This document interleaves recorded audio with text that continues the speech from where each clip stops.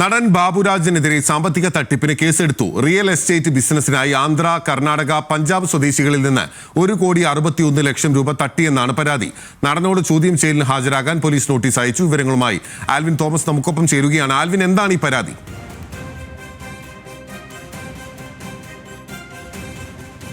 അത് അടിമാലി പോലീസിനെ കൈമാറുകയായിരുന്നു. Notice ലഭിച്ചെങ്കിലും ബാബുരാജിനെ കണ്ടെത്താനായില്ലെന്നായിരുന്നു police പറഞ്ഞിരുന്നത്. ഗ്രേറ്റ് വെസ്റ്റേൺ ഡെവലപ്പേഴ്സ് എന്ന റിയൽ എസ്റ്റേറ്റ് കമ്പനിക്കായാണ് ബാബുരാജ് നിക്ഷേപം സ്വീകരിച്ചിട്ടുള്ളത്. അത് 1,61,00,000 രൂപ തട്ടിയെന്നാണ് പരാതിയുള്ളത്. ആ പരാതിയുടെ അടിസ്ഥാനത്തിലാണ് നേരത്തെ ആലുവ പോലീസിൽ കേസ് രജിസ്റ്റർ ചെയ്തിരുന്നത്. റിയൽ എസ്റ്റേറ്റ് ബിസിനസ്സിനായാണ് ആന്ധ്ര, കർണാടക, പഞ്ചാബ് സ്വദേശികളിൽ നിന്ന് ഈ പണം ബാബുരാജ് സ്വീകരിച്ചത് എന്നുള്ളതാണ് പരാതിയിൽ പറയുന്നത്.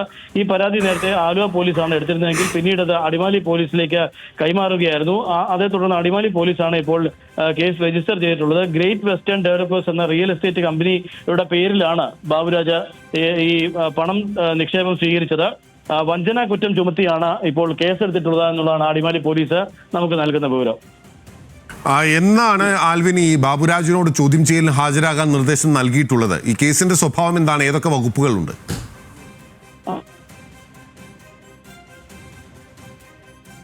ഇപ്പോൾ അടിമാലി പോലീസ് നൽകിയിട്ടുള്ളത് എന്നുള്ളതാണ് നമുക്ക് അറിയാൻ കഴിയുന്നത്. ആലുവ പോലീസിൽ നേരത്തെ നൽകിയ പരാതിയുടെ അടിസ്ഥാനത്തിലാണ് ഈ 1,61,00,000 രൂപ തട്ടി എന്നുള്ള പരാതിയിൽ വിവിധ ആളുകളിൽ നിന്നാണ് തട്ടിയത്. ആന്ധ്ര, കർണാടക, പഞ്ചാബ് എന്നീ സ്വദേശികളിൽ നിന്നാണ് ഇത് തട്ടിയെടുത്തത് എന്നുള്ള ഒരു പരാതിയാണ് അവിടെ നേരത്തെ ലഭിച്ചിരുന്നത്. ഇത് റിയൽ എസ്റ്റേറ്റ് ബിസിനസ്സിനായാണ് ഈ ആവശ്യത്തിനായാണ് ഈ പണം ലഭിച്ചിരുന്നത്, വാങ്ങിയത് എന്നുള്ളതാണ് ഈ പരാതിക്കാർ പറയുന്നത്. ഇത് ഇടുക്കിയിലെ പല സ്ഥലങ്ങളും കാണിച്ചുകൊണ്ടാണ് ഈ അടിമാലി പോലീസ് സ്റ്റേഷൻ പരിധിയിൽ വരുന്ന പല സ്ഥലങ്ങളും നടത്തുന്ന ഡീലുമായി ബന്ധപ്പെട്ടുള്ള പരാതിയാണ് എന്നുള്ളതാണ് നമുക്ക് അറിയാൻ കഴിയുന്നത്. നേരത്തെ തന്നെ ഇത് കേസ് രജിസ്റ്റർ ചെയ്തിരുന്നു. ആലുവ പോലീസ് കേസ് എടുത്തിരുന്നുവെങ്കിലും പിന്നീട് അടിമാലി പോലീസിന് ഇപ്പോൾ കൈമാറുകയായിരുന്നു എന്നുള്ളതാണ് നമുക്ക് അറിയാൻ കഴിയുന്നത്. 4-ാം മാസം കേസ് എടുത്തതാണ് ഇത്.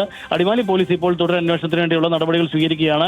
ബാബുരാജിനെ ഉടൻ തന്നെ ചോദ്യം ചെയ്യുമെന്നുള്ളതാണ്, എത്രയും വേഗം എത്തിച്ചേരണം എന്നുള്ള നിർദ്ദേശമാണ് ബാബുരാജിന് നൽകിയിരിക്കുന്നത് എന്നുള്ളതാണ് അടിമാലി പോലീസ് നമുക്ക് നൽകുന്ന വിവരം.